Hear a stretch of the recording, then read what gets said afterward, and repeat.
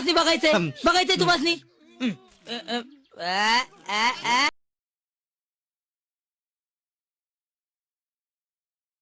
व्यापारी एक वस्तू 300 रुपयाला विकत घेतो. ऐक रे बाळ, विकत घेतो, पण ही काय विक्री किंमत आहे का? विकत घेणे म्हणजे खरेदी किंमत. म्हणजे हे मला शिकायचं आहे, फक्त हे असं शिकवायचं असतं, एवढंच मला राहिलंय की पोरं ह्याला विक्री किंमत म्हणतात. म्हणजे मी आतापर्यंत समजायचं की हे पोरांना कळत असेल, पण तसं नाहीये. ठीक आहे, विकत घेतो म्हणजे ही झाली खरेदी किंमत. त्यावर त्याला अशी छापील किंमत म्हणजे MRP लिहायची आहे की लेबलवरील किमतीवर 10% सूट दिल्यानंतर त्याला खरेदीवर किती होईल नफा? 20%. कसलं किचकट केलंय ना, काय कहना क्या चाहते हो अशी सिच्युएशन येते. तुला जे दिले ते लिहून घ्यायचं. तुला खरेदी किंमत दिले, किती दिले? 300. लिहिलं. खरेदीनंतर तुझ्या लाईन मध्ये काय असतं रे? प्रॉफिट किंवा लॉस आहे ना. तुला डायरेक्ट इकडे जाता येतं का? MRP डिस्काउंट काय करता येतं का? नाही. मग खरेदी किंमत दिली, त्यानंतर प्रॉफिट लॉस वाला काय दिलंय का? काय दिलंय? 20% नफा. आपल्याला लिंक पाहिजे ना, डायरेक्ट चौथ्या पायरीवर कसं जाणार? दुसरी तिसरी पाहिजे ना पायरी. मग 300 वर काय पाहिजे तुला? 20% नफा. नफा किंवा तोटा नेहमी कशावर असतो? खरेदी किमतीवर. मग 300 वर 20% नफा पाहिजे असेल तर गोष्ट कितीला विकली पाहिजे? 120%ला. गोष्ट एवढ्याला विकली पाहिजे. पण आता ही विकलंय, पण कसं विकलंय? 10% सूट देऊन विकलंय. म्हणजे हे जे काय उत्तर आहे ते किती असणार आहे? 90%. कळलं का? म्हणजे ही विक्री किंमत आली. काढू नकोस ना, हे तर उत्तर काढून काय बक्षीस देत नाही कोण. हे उत्तरच आहे ना एक. फायनल कशाला काढतोय? चांगला आकडा नको काढू, काय गरज नाही. ठीक आहे, हे एक उत्तर आहे. पण हे कधी आहे रे? MRP वर 10% डिस्काउंट दिल्यानंतर आहे. 10% डिस्काउंट देणं म्हणजे किती टक्क्याला विकणं? 90. म्हणजे ही विक्री किंमत आहे, पण ती आहे किती? 90. मग जर याला मी 100 न गुणलं तर मला MRP मिळेल का नाही? जर 10% डिस्काउंटला विकणं म्हणजे 90%ला विकणं, तर 100%ला विकणं म्हणजे MRP. हे बघ ना, एका गोष्टीची किंमत किती असते? 100. त्याच्यावर 10% नफा झाला, कितीला विकली? 110ला.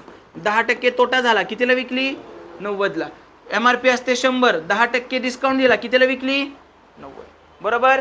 सेम त्यांनी काय म्हटलंय? 10% सूट दिल्यानंतर तिला विकायचंय.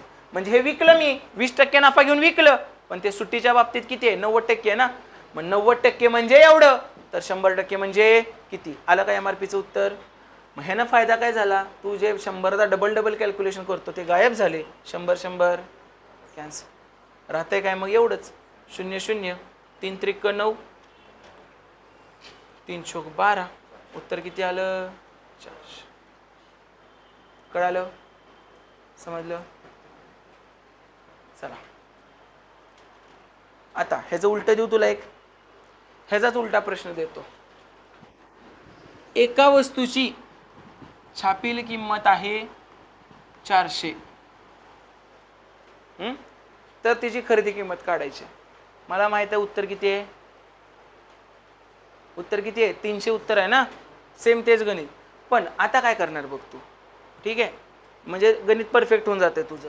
तुला MRP दिले, छापील किंमत दिले. एका वस्तूची छापील किंमत MRP 400 आणि तुला काय विचारलंय? खरेदी किंमत. बरोबर. मी म्हणणार मला MRP दिले, किती दिले? 400. आता MRP नंतर प्रॉफिट लॉस असतो का काय? MRP नंतर काय असते? डिस्काउंट. मग मी आता काय करणार? डिस्काउंट किती आहे रे? 10%. 10% डिस्काउंट विकणं म्हणजे कितीला विकणं? बरोबर. पण हे एवढ्याला विकणं म्हणजे फायदा किती होतोय? 20%. आणि 20% फायदा होणं म्हणजे किती टक्के रे? 120. म्हणजे हे सगळं कशाचं उत्तर आहे?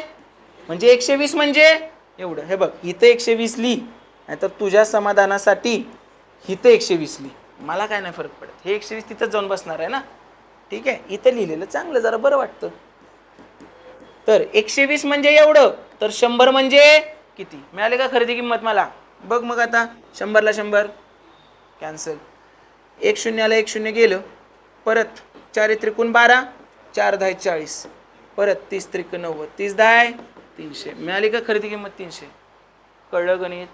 हे बेस्ट गणित आहे, ज्यात तुला ती अख्खी लाईन समजते. पहिल्यांदा जे दिलंय ते लिहून घ्यायचं. तुला जर खरेदी किंमत दिली तर त्यासोबत प्रॉफिट लॉस घेत जा. तुला जर छापील किंमत दिली तर त्यासोबत डिस्काउंट घ्यायचं आणि ते लिहित जा फक्त.